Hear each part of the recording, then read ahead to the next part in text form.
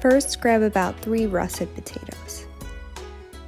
Peel them up, then cut them into about 1/2-inch cubes. Trim 3 stalks of celery, quarter them lengthwise and cut them into pieces. Grab a yellow onion and finely dice it. Put bacon on a roasting rack in the oven at 400 for 15 to 20 minutes. You'll need unsalted butter, 2 tablespoons heated in a large pot over medium-high heat. Once the butter's melted, add the diced onion, the celery, and then saute it until it's soft.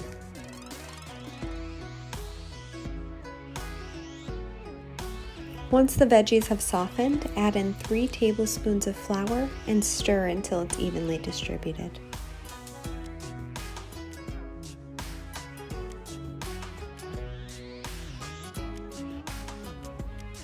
Then add in 2 cups of chicken broth or vegetable broth.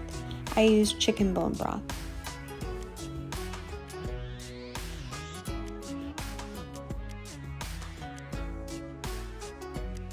You'll need 2 10-ounce cans of whole baby clams. Add the clam juice and reserve the clams for later. Next, stir in 1 cup of heavy cream.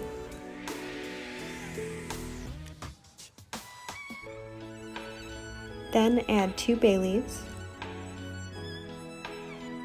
and add 2 cups of your cubed potatoes. Bring to a simmer while stirring consistently, and then reduce heat to medium-low and cook for 20 minutes. In the meantime, I make the cheddar bay biscuits. I just get the box mix from the store.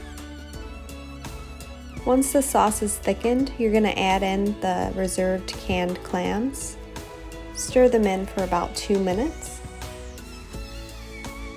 Add some fresh ground pepper to taste.